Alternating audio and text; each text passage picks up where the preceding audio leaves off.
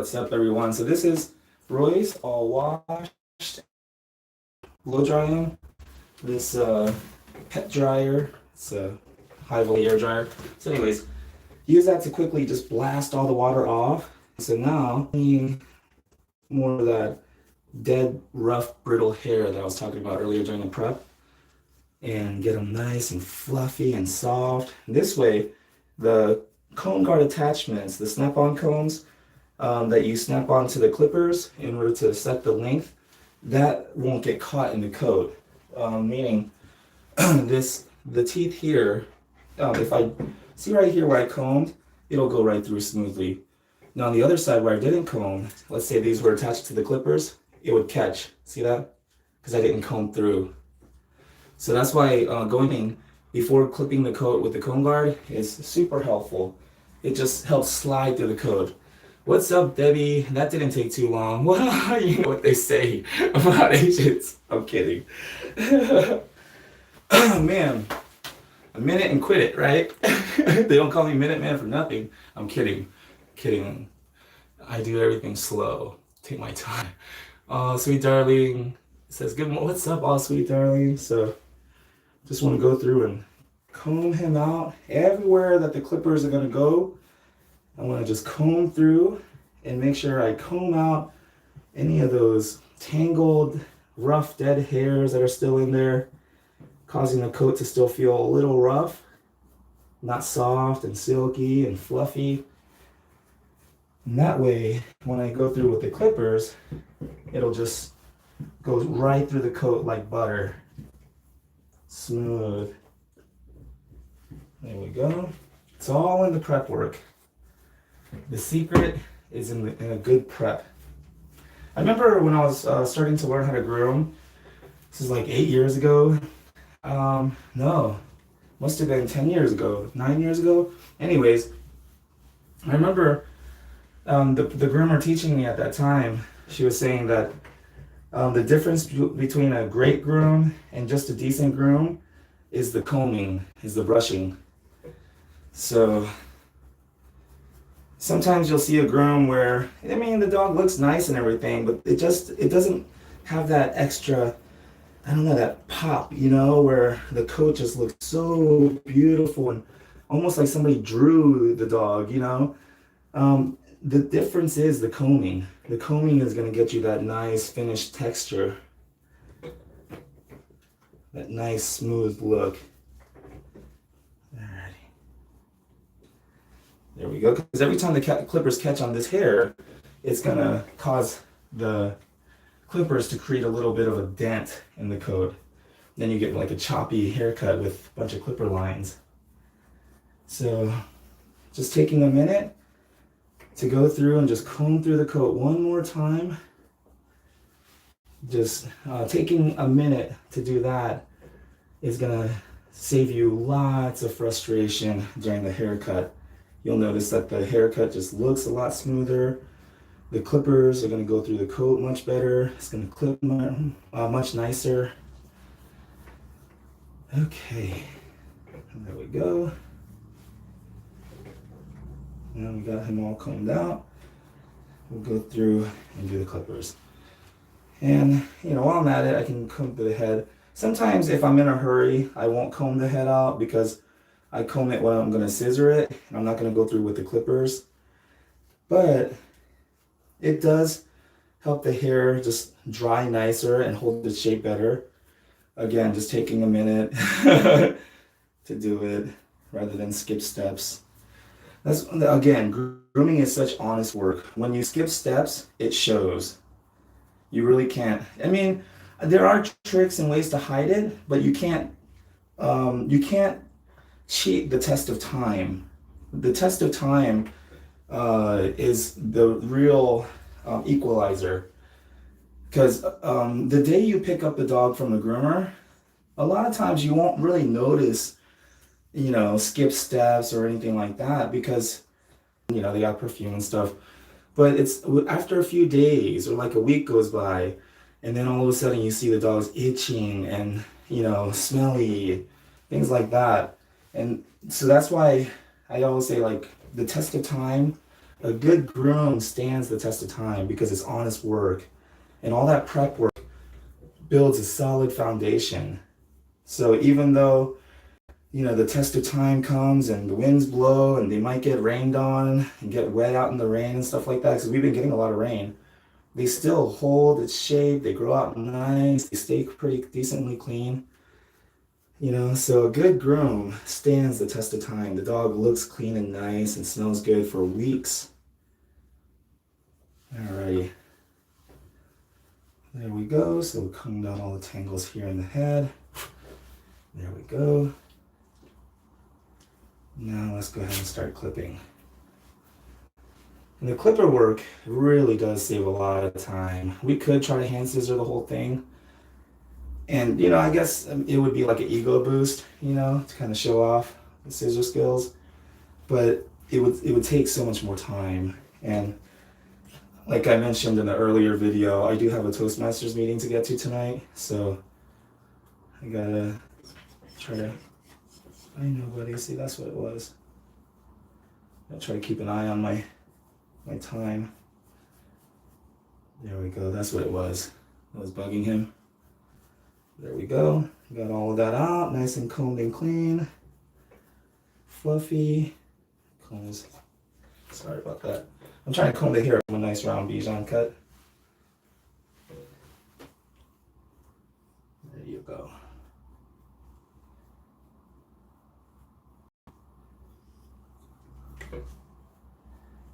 There we go. And you know, you just have to work with the dogs that when they behave, you know, like that, because the thing is, he's not a show dog. This is not his profession. You know, he doesn't care really about how he looks. For him, if I just put him down right now and said, "You're done," he'd be happy, you know? And obviously the owners probably wouldn't enjoy that too much. You know, they probably won't be too pleased if I just let him down right now.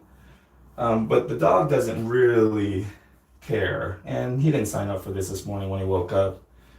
So we just have to be patient with them and understand that, you know, sometimes they're going to be like, "No, don't do that," you know?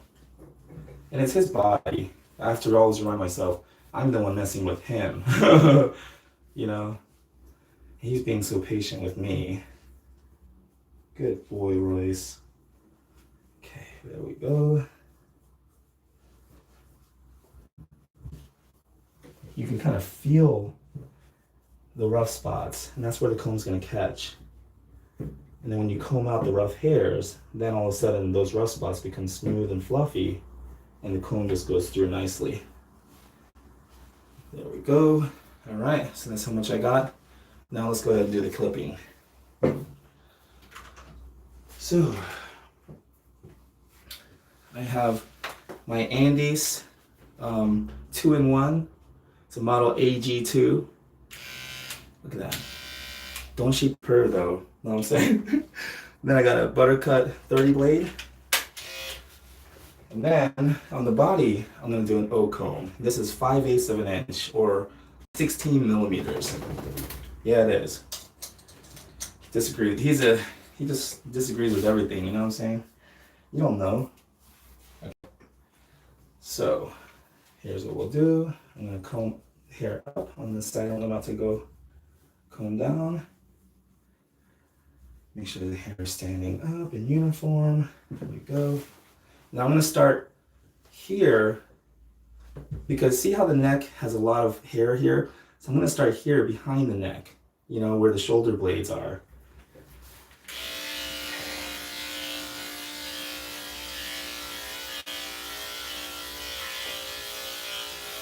I'm going into the chest, making like a V shape, diagonally 45-degree angles.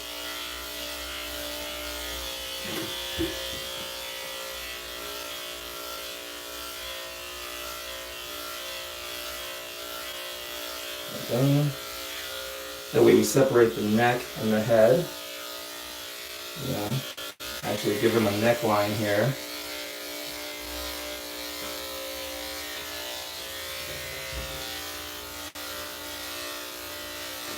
There we go.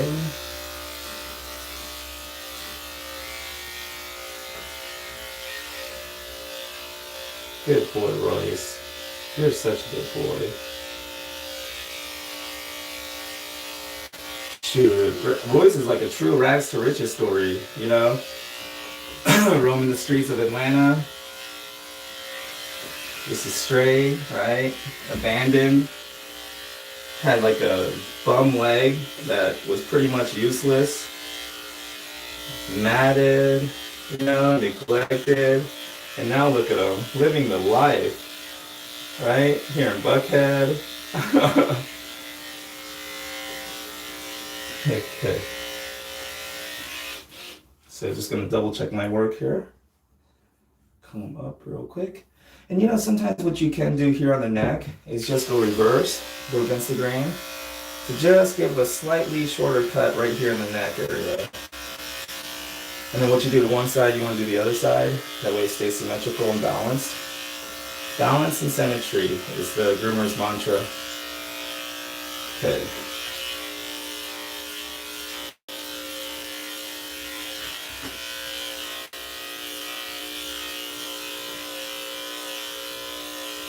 There we go.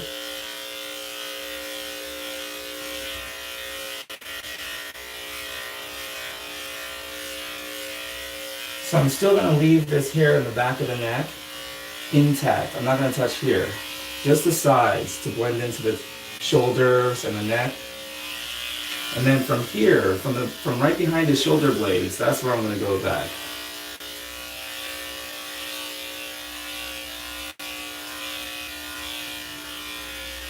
There we go.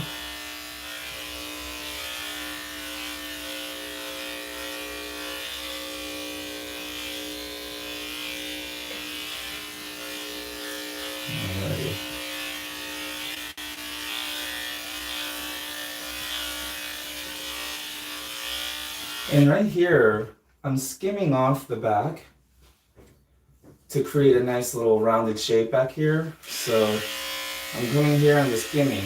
I'm kind of going in and just skimming off the hips. See? Because these hips don't lie. And so because these hips don't lie, it's a pretty safe way to gauge where to stop and where to kind of taper off, blend off, right at the hips there. Alrighty. Okay.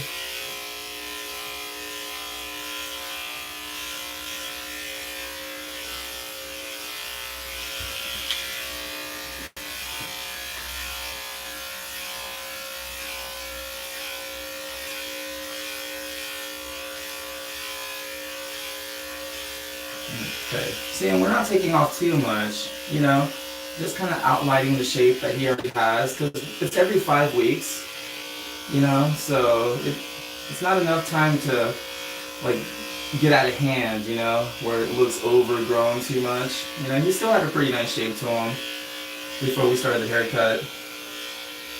And so now we're just kind of taking off the tips, shaping them up. There we go. Get the underline nice and tight.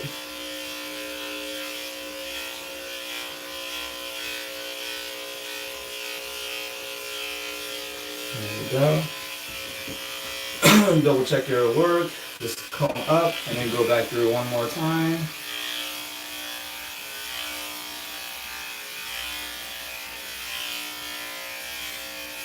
Because just by doing that, double checking your work, just combing up and just going through one more time, it gives you such a smoother finish, and so you don't have to do so much scissor work. So it saves you a lot of time in the end. Let's see if I can turn him. There we go. Good boy. There you go. Alrighty. Now you get to see his finer side. His good angle right there. Look at that. How nice that looks. Ooh, baby. Got that junk in the trunk. You know what I'm saying? What you gonna do with all that junk? Alright. He's like, don't talk to me like that. Okay. So same thing on this side. I'm just gonna go through, starting here, kind of mid-back, straight through. Alrighty. Come through and do the head, and do the neck. There we go. Good boy, boys.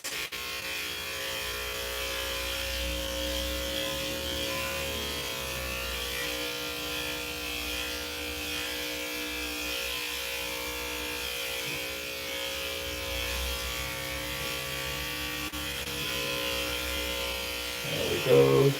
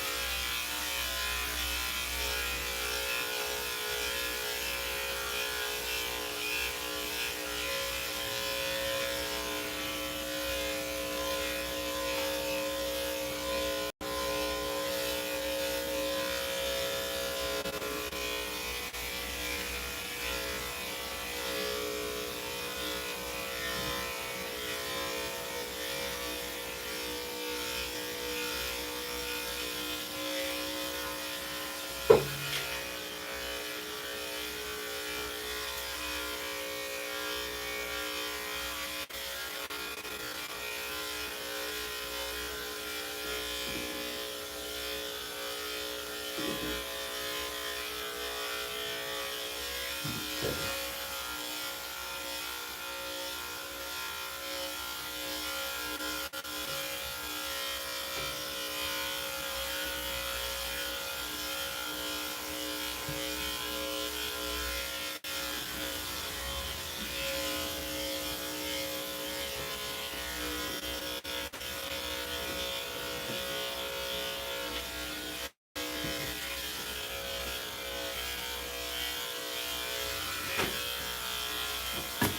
Okay.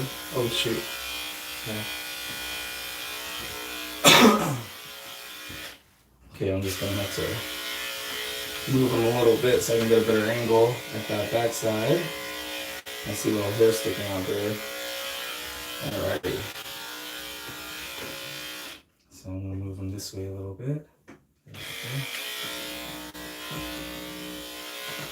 Sometimes by looking at them from a different angle, you actually see the hairs, and just by going at it at a different angle with the clippers, the hair cuts much better too. It's weird. Okay.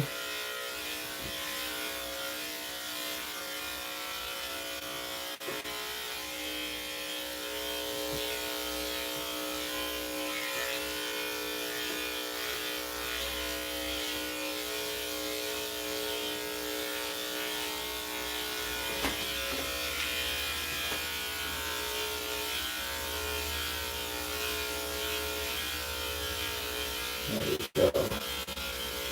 Alright.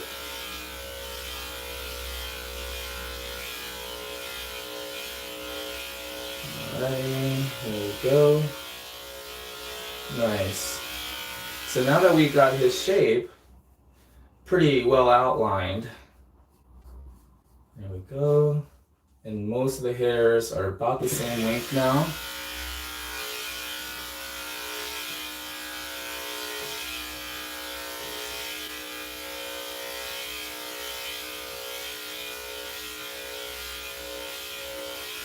There we go. So now he's nice and smooth.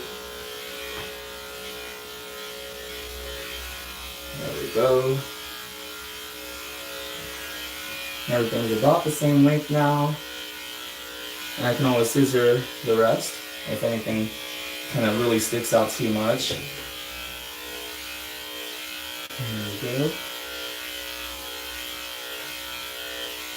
And the weird thing is, the lighter the touch, the better the hair cuts.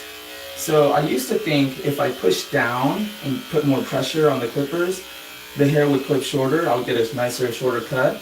But that's actually not true. You get a nicer, shorter cut and a more clean, smoother cut, the less pressure you apply to the clippers. Isn't that cool? So this is the way I was shown. When you go through and you have a light touch, it just kind of, you know, it just skims, right? Sorry, I'm a little sweaty. But if you push down, it kind of distorts. See? It distorts. It kind of changes the level. You know, the part where I'm not pushing down, it kind of sticks out. And so then you're constantly getting like an uneven cut. So rather than push down, it's nice. It's better just to go through with this, with the light touch, skim. All right. Anyways, and now, so it's always good to have like a little brush handy, because see this? This is what Amy was talking about yesterday.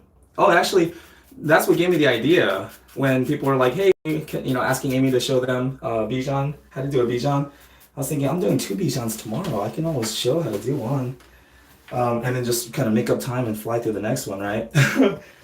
But yeah, thank you, Amy, and Amy's audience. Gave me the idea. I was like, shoot, I'll show people what I do. Probably is, I'm not saying that this is the right way. This is just the way I do it. And seems to turn out all right. People, oh, sorry about that. People seem to like it. All right. So now that we got his body trimmed and even, I'm going to do his legs. His legs I'm going to do with the C comb, which is 7/8 of an inch, almost a full inch, 22 millimeters, so 6 millimeters longer than his body. Okay, so his legs, I used to go ahead and comb them up like that, but I've noticed that it doesn't really matter too much because I'm going to be going reverse anyways in certain areas. And so, like the front, I'm going to go reverse to make it a little shorter in the front than the back. Because the back, I'm going to go reverse on the back side, make it shorter on the back than the front. That way it makes it nice and tight. So on the back here, on the side, I'm going to go with the grain. Then on the inside here, in the front of the leg, I'm going to go against the grain. Give it a little bit shorter cut.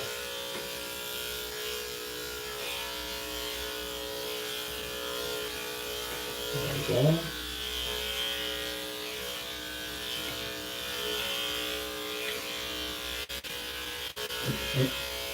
And then just like a good geometry equation, whatever you do to one side, you want to match it and do the other side. You know, that way you have a balanced look, symmetrical. So same thing on the other front leg. And so we're going to mirror. The reason why it's important to do a bit longer here on the back of the front leg and shorter on the front of the front leg, and then on the back here, we'll do shorter here and longer here, because it's like a mirror, it's reflecting, right? It's like any good geometry equation. You want to, you know, whatever you do on one side, you want to do the other side, right? So here, reverse.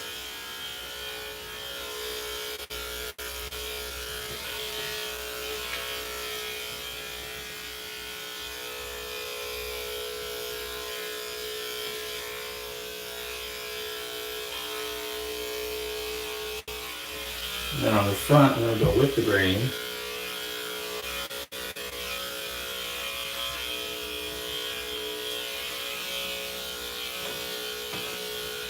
There we go. Same thing on the other side.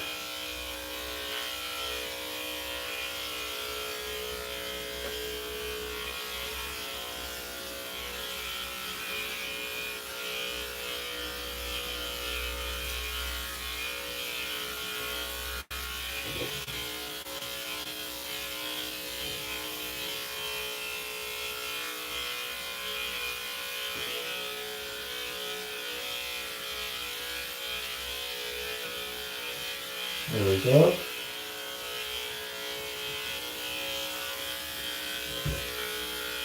Alrighty. Same thing with the back legs. With the other side.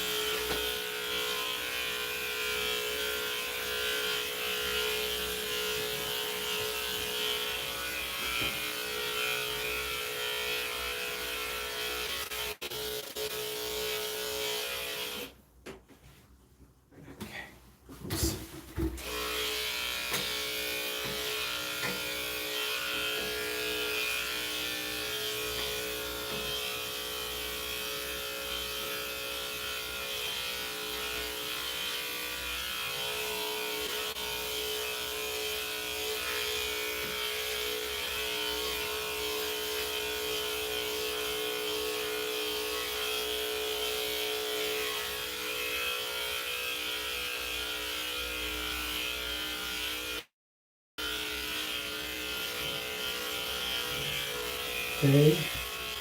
And then I like to lift them up and just go through here real quick. There we go.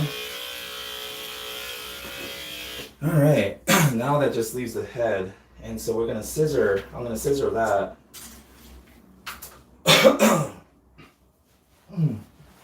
Okay. So now,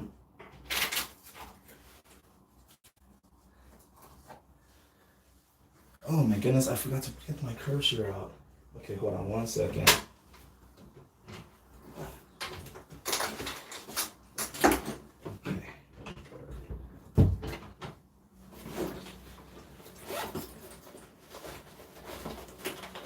Here we go.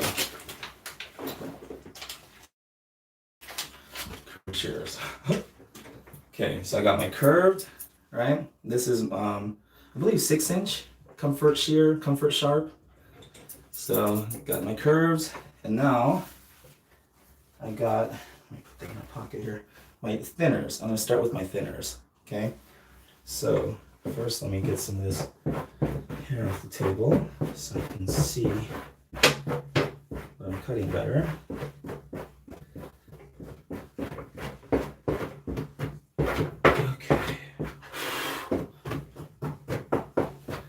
Okay. Alrighty. Make a wish. Alright. Alrighty. Oh, reminds me, Jim Rohn says, don't wish it was easier. Wish you were better, right? Don't wish for less problems. Wish for more skills. So anyways, but just for full disclosure, when I made the wish, I did wish for less problems. Okay. So what I'm going to do is just in front of the eyes, just clear the hair right in front of the eyes, because I'm going to use all this in the middle to form that visor, that Bichon visor. So just in front of the eyes is all I'm going to clip right there. Just to clear the way so we can see the eyes. There we go.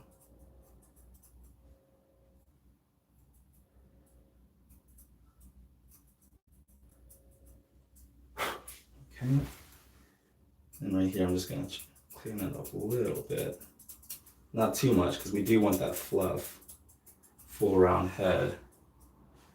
There you go, see? So now you can kind of see that eye a little bit. I don't want to take too much off the middle there. There we go. But now we've opened it enough to where you can kind of see the eye. Now I'm going to just clean up that little bit right there, where all the tear stains are. Just cut that hair off.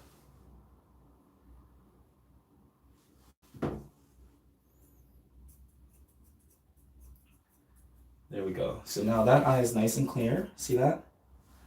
Same thing on the other side.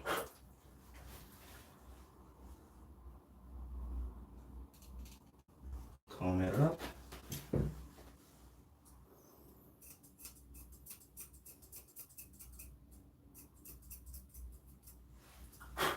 And again, you want to be careful not to get too much in the middle there, just in front of the eye. Right? So just that hair right in front of the eye.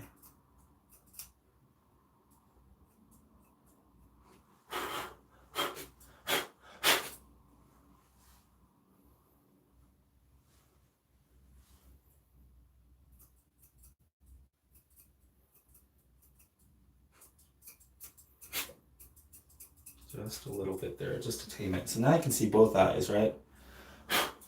Now, time for my curves. So let me put these in this pocket here. Get my curve shears. So now we're going to use this curve to make that V shape right in the middle of the eyes. So right in the middle of the eyes here, we want it to come in and in, okay? So I'm going to comb right in front of the eyes here. There we go, I have a little bit better room here. So You don't have to do all of it. You can, but you just want to get the hair above the eyes that are covering the eyes, like that, right? And so then, on one side, okay, I'll just do it like this. So, see this side? We're gonna use this to make a V. Use the curve to make that nice little curved V shape. Some people call it a U, but either way, the point is you want to get a nice little curved line right there, right above the eyes.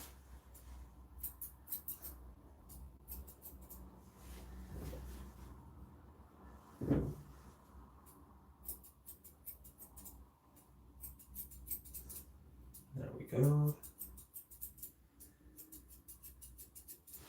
All right, see now that eye's opened up?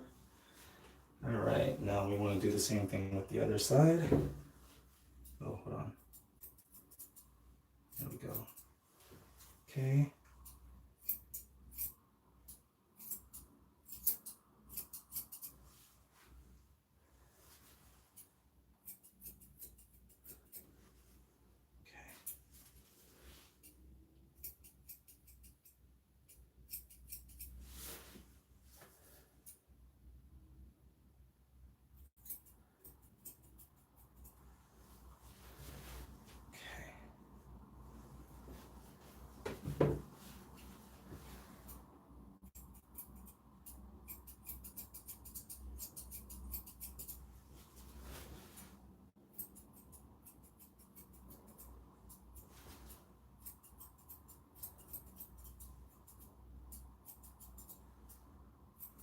Okay.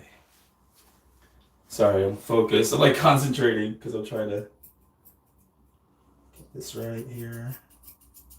There we go. And it's right in front of the eyes, which makes it a little bit more nerve-wracking, you know, because if they move suddenly at the wrong moment, this is not a good place to zig when they zag, you know. So I just want to stay focused, remember to breathe. But anyways, so that's, see that? See if I can, see that? So now his eyes are open. You can see the little Bichon visor there, right in the middle. See that? So that's the Bichon visor, how I do that. Now, what I like to do is scissor in from behind the neck here. That's why we left all of this here, so I can scissor it in. And they say that you want to treat the ear as part of the head, not separate from the head. And you want to scissor around head where you can barely see the ear. Like the ear looks like the part of the round head. There's no distinction. So you just want to comb everything up again. And then go through and scissor everything smooth.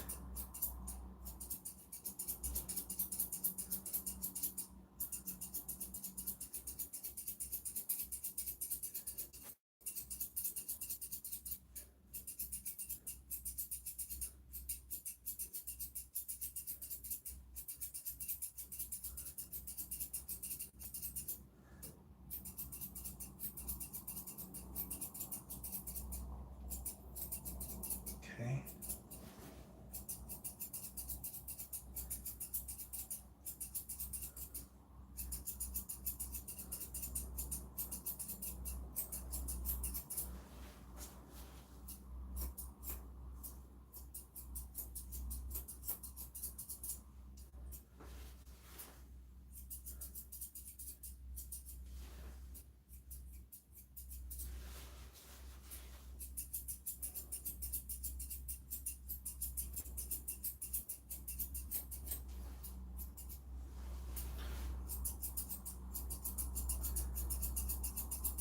Okay.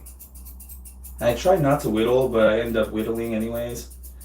I mean, it's hard not to with the Bichon coat, you know, with Bichon head. It's hard not to whittle sometimes because you don't want to just go in there too aggressively and, you know, cut the hair too short. Because we can always cut more off, but you can't put it back, right? So it's always a little tricky with Bichon head. Alrighty.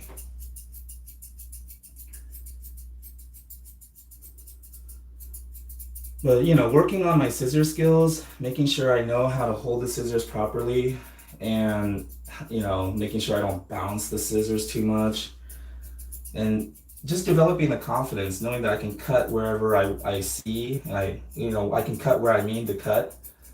So I can look at a piece of hair, and if I want to cut that piece of hair, I can just go ahead and cut it, without feeling like, oh, what if I bounce? What if I cut too much, or what if I cut something else by accident? Or, like I've kind of gotten over all that fear and the hesitation.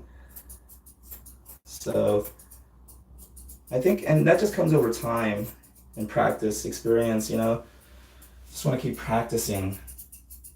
They say it takes 10,000 hours, but really, I think a better measurement, just so people don't think like, okay, well, if I work like 40 hours a day, which is impossible, but just so people don't try to like just focus on the number of hours, they say a good 10 years it takes in any field before you really start to feel like you've mastered it, like things are starting to click. Even Joe Rogan talks about it, about being a stand-up comedian. He's saying a lot of times it takes about a good 10 years before you start really understanding the craft, and you feel like, oh man, I got this. I know what I'm doing.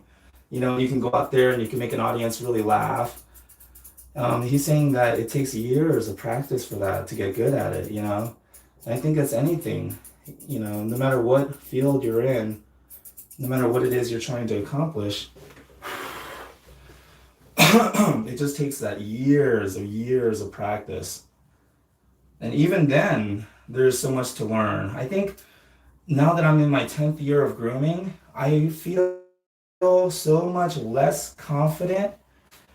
And because like in my third or fourth year of grooming, I kind of felt like I know everything, That's when I started my YouTube channel and all that stuff. And I really did just mean to be helpful, but still, I just kind of felt like I had a really good grasp of knowledge, of like dog grooming and techniques and all that. I was just like so confident, like I know everything. I am the groomer, But then now in my 10th year, I'm like, I know nothing. Oh my God. Like almost embarrassed about how much I thought I knew because there's so much to learn every day. So, I think in any craft, in any endeavor, it takes years. And in the car business, when I was working in the car dealerships, they called it the 3-month smarts. The 3-month smarts is what they called, what new salespeople would get after about 3 months of working there. They would get what's called the 3-month smarts, where they kind of feel, you could tell by the way they walk around, and even, they're not timid or shy anymore. They just walk around like they own the place after 3 months. And it's called the 3-month smarts. And some people get it really bad, and they kind of get arrogant and let their egos get out of control because they just feel like they know everything. And that's a dangerous place to be, because at 3 months, you really know nothing. And you don't even know how much you don't know at that time. At least after 10 years, you kind of have a grasp of how much you don't know. But even that, you don't really know how much you don't know. But yeah, it's just interesting, the career trajectory, of groomers. I remember talking to one groomer, and she told me that she believes that groomers have a shelf life of about 5 years. And I was like, oh, really? Why? Why do you say that? She says, because, the first few years, they're like, yes, I'm awesome. I love grooming, and grooming is so awesome. And, I was like, yeah, that's right. I was like that too, the first 3 years, first 2 to 3 years. And then after that wears off, she said like around the third or fourth year, it's like grooming sucks. Everything sucks. I hate this, And then she's saying around the 5th year is when most groomers are done, and they quit and they find something else to do. And so I was like, oh wow, like as long as I get past the 5-year mark, I guess I'm good then, right? Alrighty. So sorry, he leans into me when I'm cutting his hair. So it's hard to show the different angles that I'm scissoring. It's hard to show what I'm doing because he picks a spot and he doesn't move really. Or if I try to move him, he'll move in spots, areas where I don't really want him to move. So I just gotta work with him. There we go. Okay. So once I get the basic shape scissored in with the curve shears, get the nice round circle that I want. Oh, I just moved into my scissors. It's okay. There we go.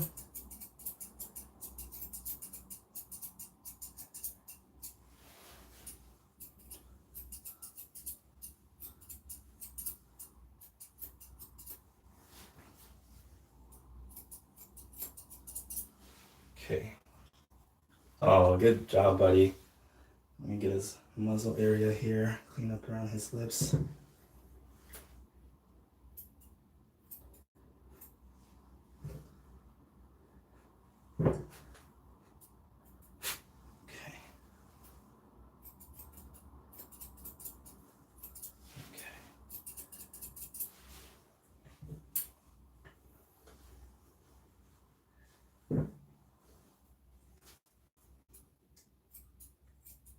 There we go. There's this area right here in between their lips where there's a bunch of nasty hair usually. There we go. Just by trimming that off, just gives it a nice cleaner look. Okay. Now, once I have the basic shape that I want, scissored in with the scissors, because see, he moves, he's pushing into my hand and he leans in, he moves a lot. So it's really tough to get him to just stay still so I can get his head, nice and round and smooth like I like it. But then again, I have to remind myself, these are pets. They're not show dogs. There are no contest judges. So sometimes I have to stop myself from going overboard. But, I just figure if I'm going to do something, I want to do my best. And I want to make sure I'm proud of the work that I did. So I'm going to get my blenders here. My Foxy Roxy blenders. And that's literally the name of the company, Foxy Roxy. I'm not just saying that. Oh, good shake. So now, what I'm going to do with these blenders, just kind of, even with him moving and leaning, it's just easier. See that? So whenever he does do those little twitches of the head and moves or leans in, it's okay because these blenders, they do make a sharp cut, but it's a little less noticeable and you can blend it better. So it's a little more forgiving, like even though he moves around a little bit. So this is just a nice, easy, fast way to get the shape nice and finished. I like to finish the head just in case the owner comes home or wants to peek her head in or say hi, or if their other dog comes by the door and wants to bark or something, or he turns his head, at least the head will be finished and the body and the legs are a little easier to trim even though they move.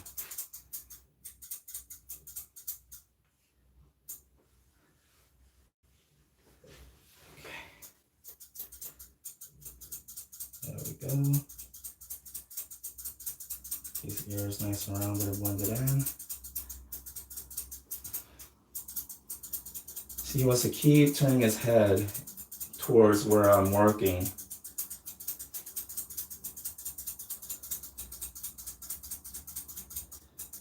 So I always tell people, imagine trying to give a haircut to someone who doesn't want their haircut.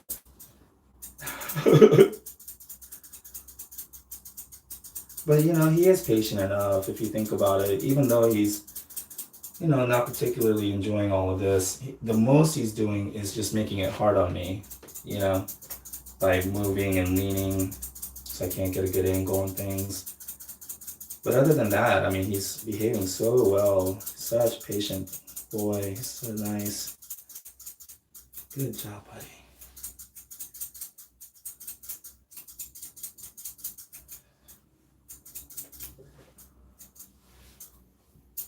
Okay. And once the head is done, pretty much the haircut's done.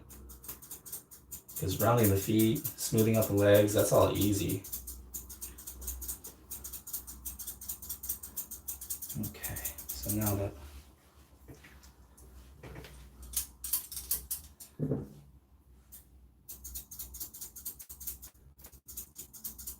there we go.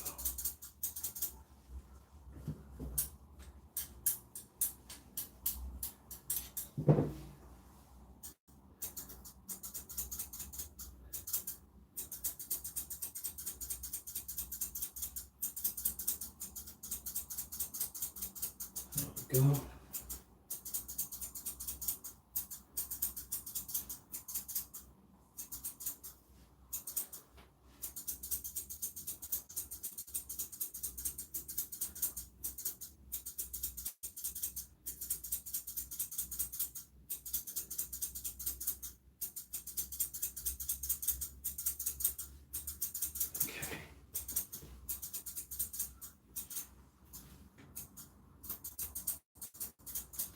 There we go. Good job, buddy.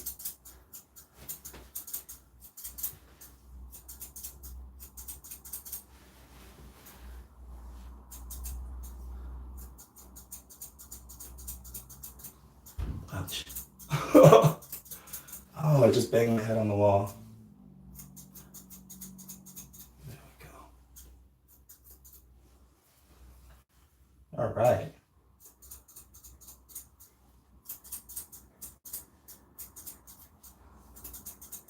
All right, let's show the camera.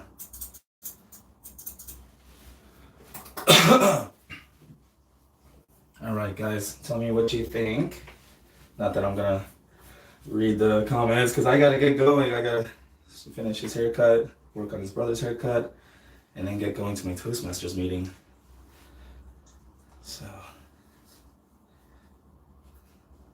there we go. Stop leaning to one side, my goodness.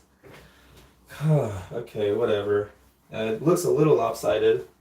But you know, like it's hard to tell because he keeps pushing his head towards the wall here. And so I can't really get it good.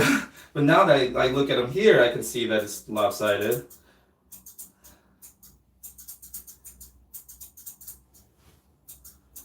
There we go.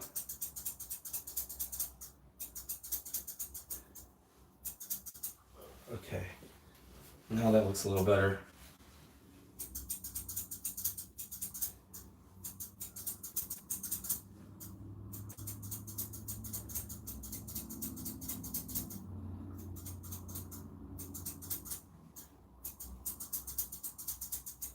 Should stop leaning in. Okay, stop. Oh, I can feel it, you know. Okay.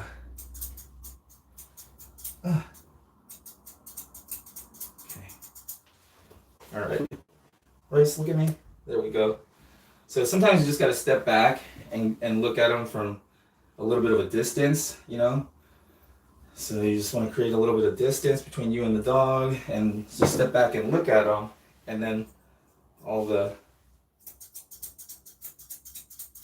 sticky outies, the hairs that stick out, start to stick out at you.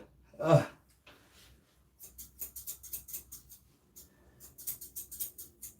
Okay.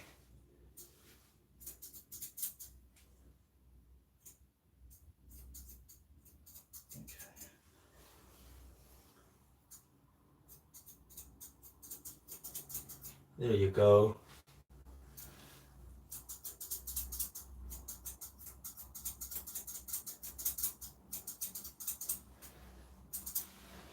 There we go.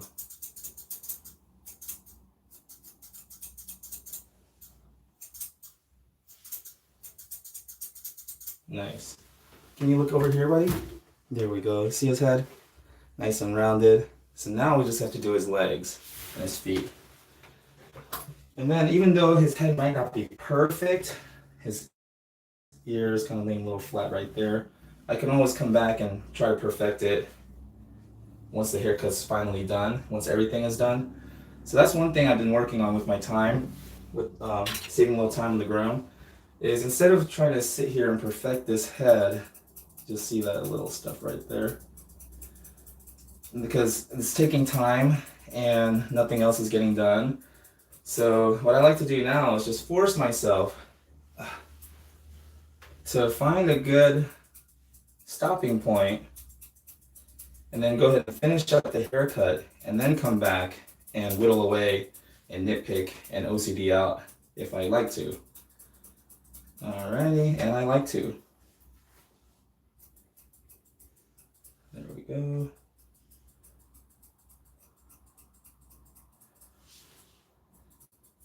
There we go. So yeah, good stopping point here, because the head looks pretty good. And you can see his eyes, he's got a nice shape. So now, we're gonna go ahead and finish up by shaping up the feet, scissor the legs, and then we'll be done. Okay. Good job, buddy.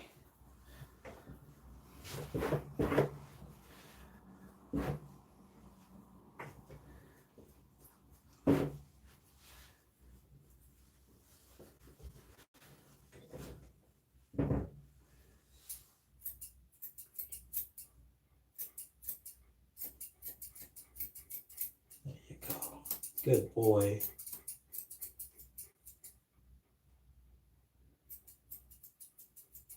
It's amazing how much they remember. He knows that we always finish with the feet. So once we start working on the feet, you can tell, like, he actually starts to feel happy.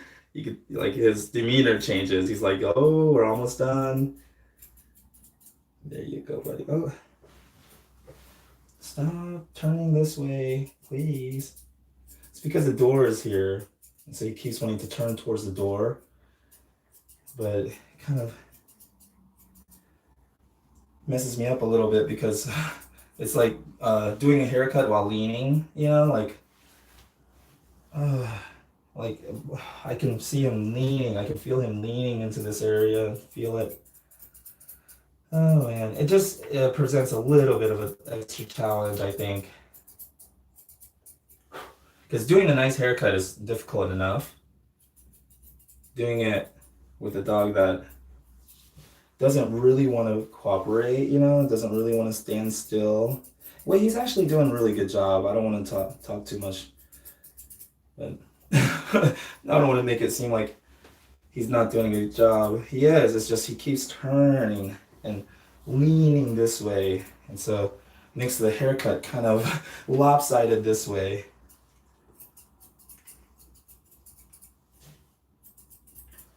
Okay.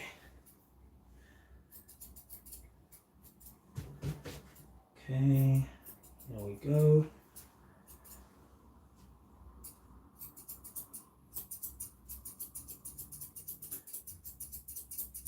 Alrighty. But you know, each groom presents its own challenges. His brother, PJ, he's a little smaller, but he's got such thick hair. And he plops down and sits a lot during the groom. So his brother, as cute as can be, but his brother presents his own unique challenges. He he likes to sit down, twirls and spin and sit. Yeah, that's why people joke and say like, "Can you do my haircut?" And I tell them, it would be too boring. You know, where's the fun in that? You would stay too still. And then if they say, "No, I won't, I promise," and I say, "No," then I'm not interested. Shoot, who wants to cut the hair of somebody who's not going to stay still? No, I'm just kidding. Okay, so comb out the back leg here.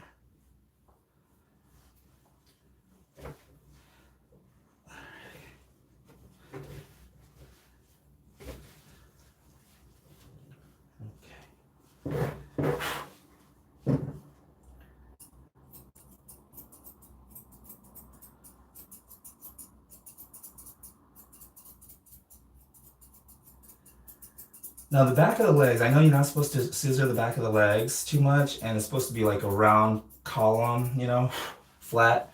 But I do bevel the back legs, back feet a little bit for my pet, you know, Bichon dogs. for my clients' dogs because, for the next 5 weeks, he's going to be going out to go pee and potty and stuff. And, especially because it's wet here in Georgia, it's raining a lot these days. I just feel like, having that nice solid back leg there, the back foot, not beveled and just solid column there, it would be nice, but it's not very practical for every day, going out to pee and poo and stuff like that, going on walks, especially here in Atlanta right now in the spring when it's raining like crazy. So for me, I like to go ahead and just bevel that back foot because most pet owners aren't going to know anyways. They're not going to be like, wait a minute, breed standard says the back foot's not supposed to be beveled. It's supposed to be a column. No pet owner is going to, do that. If they do, that'd be pretty funny. If the pet owner comes out with like the AKC app pulled up on their phone, and they're reading it to you. According to this AKC breed standard, you were not supposed to bevel the feet. I would start laughing. I would say, seriously? Like, are we joking?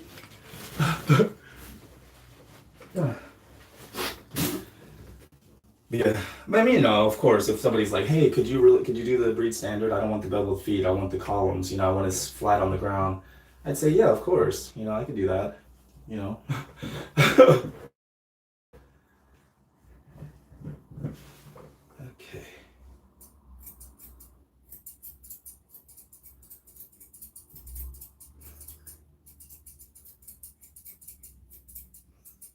All right. I think as pet groomers, groomers who work on people's pets, not show dogs, I think it is good though for us to have a good understanding of what the breed standard is and understand how to do a show cut, know all the rules and the lines and the angles, understand all of that. Oh shoot, sorry about that. I think it's good to understand all of that and then modify it, tailor it to the pet's individual needs, the pet owner's needs. Because, they may think that they want a true standard cut, a breed standard cut, but they may not know all of the details that go into it and the extra maintenance that goes into it. If you don't bevel these feet, if these feet aren't beveled round and they're straight columns the way the breed standard says, then things like that. But when I bevel the feet like this, especially if they're in a hurry that morning, then he can go outside, run around. His feet may get a little wet, but it's mostly going to be his paw pads that's going to get wet, see? Because it's nice and round, so it'll stay nice and clean. So that's my reasoning. See that? Nice and tidy, round feet. So that's one difference between how I do my Bichon pet trims and the show trim requirements. Not that I'm ever planning on competing in a grooming tournament or anything, or a grooming contest. I take just to show people that I'm serious about my work and I do want to do my best. But I realize I'm not really the competing type. I really enjoy comparing myself to others. Or when, my parents did that for me, I never really enjoyed it. So I don't know. The whole comparison, competing thing rubs me the wrong way. And they say that artists don't compete because we're too busy creating, right? And I really feel the same way. And I feel like the grooming competitions, it is good to showcase and highlight the skilled profession that grooming really is, and show how amazingly talented and skilled some of these groomers are. I think it is good for our industry, but for me, I just don't see, I don't really see it being a practical move in my career in the right direction. There we go. because I don't know, it would take years, you know, just to even get good at it, you know, just to get used to the competition circuit. Yeah, and I always felt like, so I remember one time I was at Super Zoo in Las Vegas, a big grooming show, and I was filming the groomers that were competing, especially the rescue rodeo, and I was wanting to make a video, you know, just showing how amazingly talented they are. And this one person asked me, like, why aren't you in there competing with them? You know, like, why don't you get in there? And you know, I was just joking, but I was like, I would mop the floor with them. You know, I was like, I want to give people a chance to win. But that's not actually how I feel. I was joking, but no, I told him honestly though, all joking aside, like my honest answer is that I feel like I would be using my platform better to show how amazing those groomers that are competing, how talented they are, how skilled they are. You know, I was like, I feel like, you know, the platform that I have, you know, and the influence that I have now, I feel like it would be better if I used my energy to, you know, show how amazing groomers are rather than go in there and try to compete myself. You know, I feel like it might be better to use the little tension that I do get, you know, and draw those eyes to the groomers that are really, you know, have been making a big difference in our industry. And, you know, a lot of groomers look up to these groomers, the competition ones, the ones that go out and win competitions and all that. You know, they're a source of inspiration for a lot of groomers coming up. They were for me.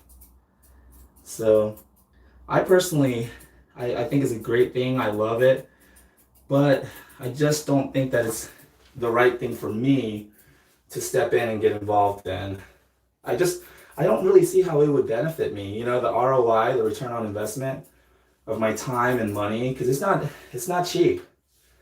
It's expensive to go to those shows, especially if you're entering those contests. You got to pay to compete. Then you got to pay to, you know, attend the show.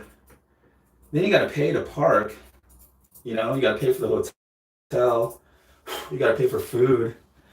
You know, it is not cheap. So I have a lot of respect for people who do that. But for me personally, I just don't see the ROI, the return on investment. I just don't see how it would be practical for me to do that. At this point, I got the kids to take care of, you know.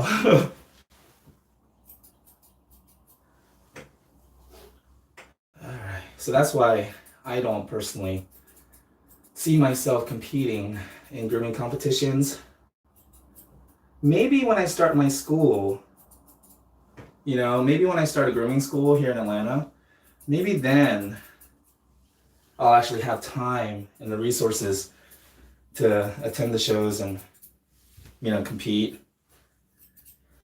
And I think also then the ROI would be clear, a little bit more clear to me, because the return on investment would be, you know, that's the street cred that I would get, you know, for my students. Go out there and compete, you know, like that way my students can feel confident that, you know, they're not learning from, you know, just a, you know, a nobody, you know, a grooming loser, you know.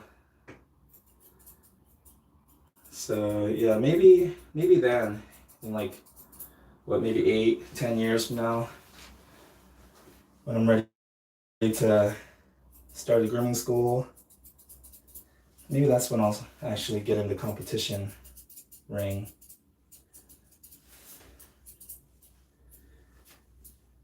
Okay. Trying to get a good angle. Oh, whoops. Sorry about that. Trying to get a good angle without doing that, without getting in the way of the camera. Shit. Okay. Not working with a lot of space here. Okay. Maybe if I do it this way, it'll be a better angle. There we go. As long as I can see the hair that I'm trying to cut, then I can cut it, but I can't cut blind, you know? Okay. Alrighty.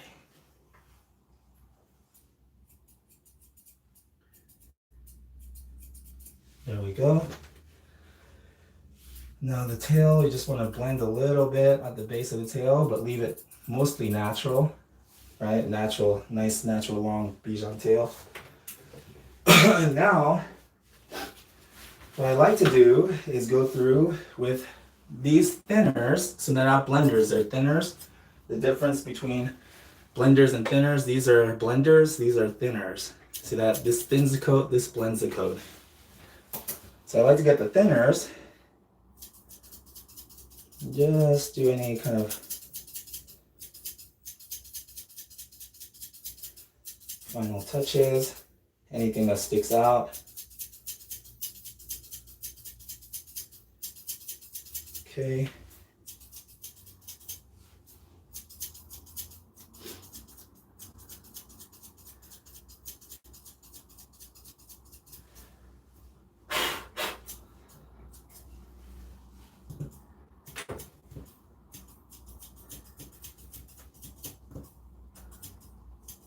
There we go.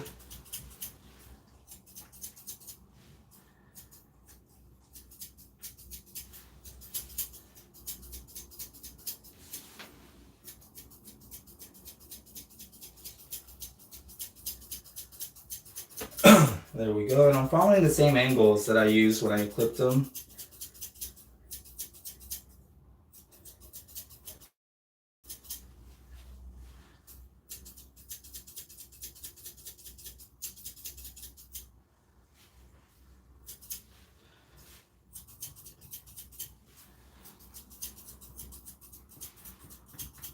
I feel a little claustrophobic because usually I can move around the table, you know, freely, move around the dog, but I'm limited to just this side of the table. So I'm having to try to come up with creative ways to get at the hair that I'm trying to clip. This is good though. This is good practice for when I start my school. You know, I'll be used to doing grooming and teaching, like explaining what I'm doing at the same time, working with different angles so that the audience can see what I'm doing, working with the dog that may not be so cooperative. There we go.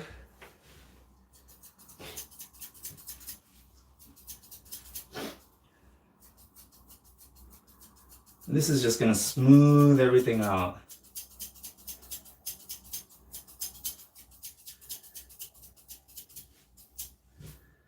Okay, wish I could.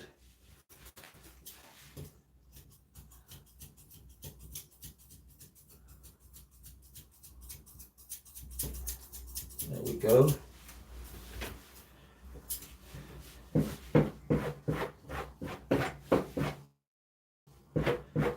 Okay, now the back legs here.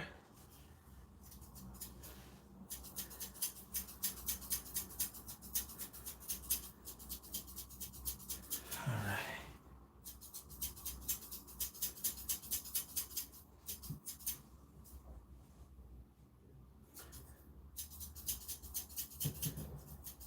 Okay.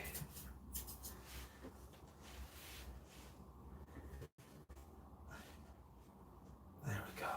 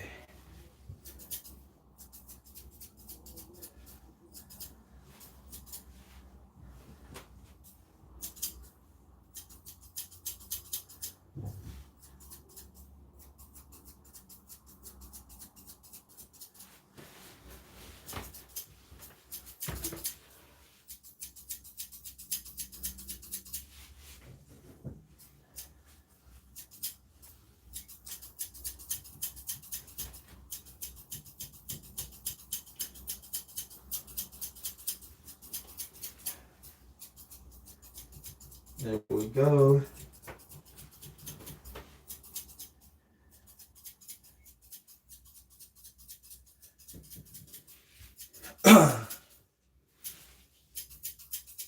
Oh, it's getting hard to breathe in here.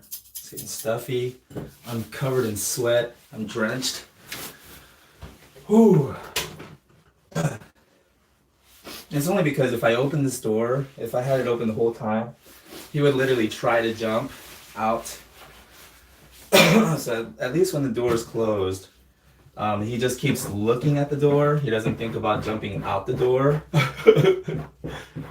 But now that the door is open, oh, I can breathe a little better. Oh my goodness, it doesn't feel so hot and stuffy in here. But now look, see, he's about to jump. Okay, I just want to make sure.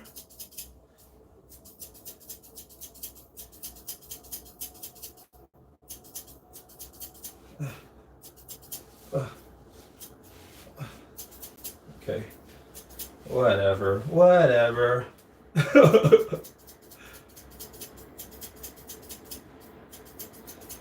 Okay, there we go.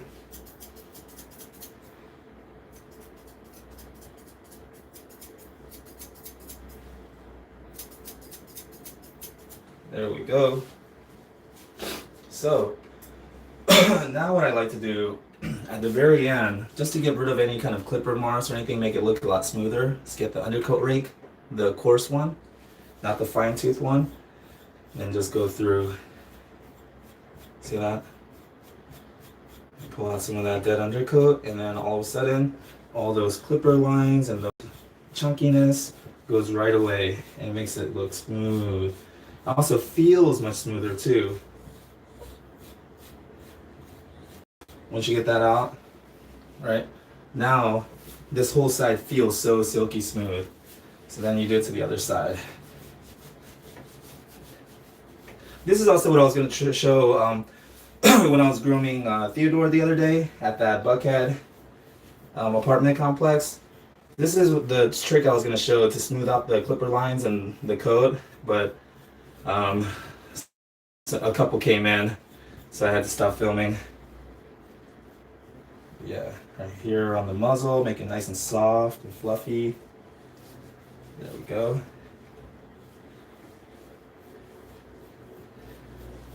Oh man, now that neck is nice and soft. Okay.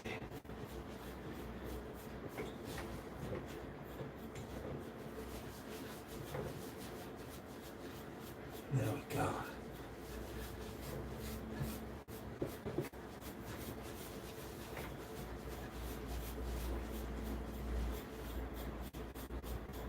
There we go.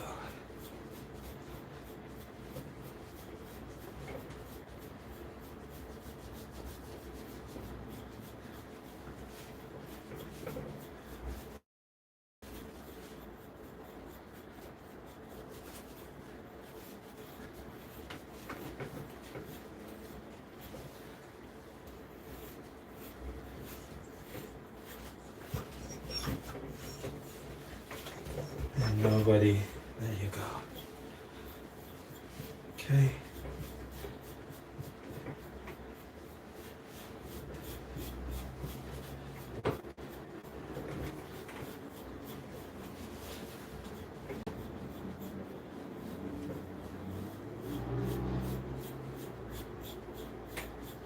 Okay.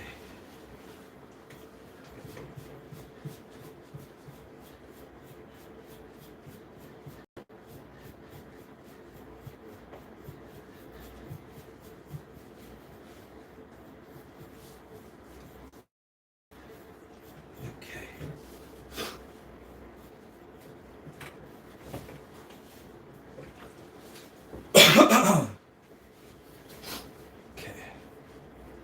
I feel squeezed. I feel squeezed over to this side, you know? I feel like I'm squeezed into a corner, you know? I have to groom in that corner. Okay. So yeah, not the easiest groom, but that's why it's so rewarding when you're finished, because like, wow, you know? I took the time and I did a good job. It was not easy, but that's why it's rewarding, right? And he feels so amazing. He feels so soft. He smells so good and clean. Oh man. So now he is all done. Just gotta get the collar on him. Let's do a little. There we go. See, I feel like I'm squished to this side. Royce, sit, buddy. Royce, can you sit? Royce, can you sit, buddy? Royce. Royce, he's probably gonna jump. Royce, look at here, buddy. Okay, let me just. There we go. Royce, can you look at here? Oh no, don't jump, buddy. Can you sit?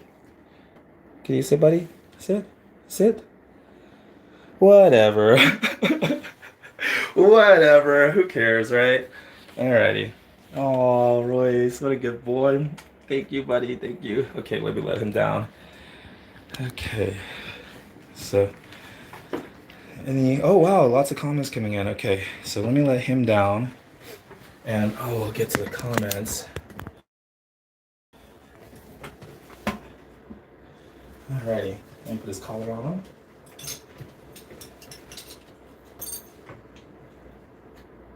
Okay. There we go. Can you just show them? Can you just show them? He's like, oh no, I'm drunk. I can't stand still. I can't stand. Can you stand right there? Look at the camera right here. Right here. Right here. No. Okay. All right. Whatever. Right. Oh man, I tried. Okay, so let's. Oh man, look at this. I'm a wreck. Okay, let's get to the questions. Oh wow. Alrighty. What's up, Stacy? Maggie, Razzie, Philly watching because my groomer just. Oh, sorry about that.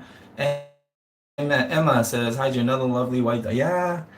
Daniel Brown, what's up, Daniel? Terry, good morning. What's up? Happy Fat Tuesday. What kind of clippers are you using? I'm using the AG2 clippers. Andes AG2. You used to say 2-speed or something like that, but it's rubbed off. What a great job. Oh, thank you. Looks like you're handling the clippers better than the brushing. Yes. That's Lullaby Lulu. Greg Rodriguez says, have you videos of you cutting a Westie? I think so, but it was one that wasn't really cooperative and she was snappy, so it's not really a great how-to video. What's up, Lee? He's amazing dude. Oh, he did really great. Yay, you are back. Yup. Oh my goodness. Oh, there he is. I felt something. Nice. Royce. Look at him. Royce. Oh, he looks so nice. He just wants to get out of here. Oh my goodness, I can't work the. Sorry. Princess Pearl. Hi, are you live right now? Yes, I'm live right now. My dog's probably a Schnauzer, maybe a Schnauzer mix, says Princess Pearl Thumb. I would love to see you groom a Schnauzer. Okay, I have a Schnauzer client right down the street. I'm pretty good at it, but would love to see you take. Okay, awesome. June would love to see you doing a Westie. Okay, perfect, Marion. Look forward to your videos, June. Awesome Pearls Jam. There it says, what kind of chunkers are you using? They're made by Foxy Roxy. Just love you and your work. Thank you, Aries. Thank you so much. But yeah, isn't he awesome? Royce, I'm so proud of you, buddy. Look how beautiful and soft and round you are. Oh my goodness, look how awesome he looks. Good job, buddy. All right, I'll let him down. But yeah, thank you guys for watching. I'm gonna go ahead and eat a snack and get the second dog done. Get his brother PJ, and what is this? Same next patient, same treatment, right? Anyways, thank you guys for watching. Hopefully that was helpful. Just to see how I do it, you know. What time is it? It's 2 o'clock. I gotta get going. See you guys.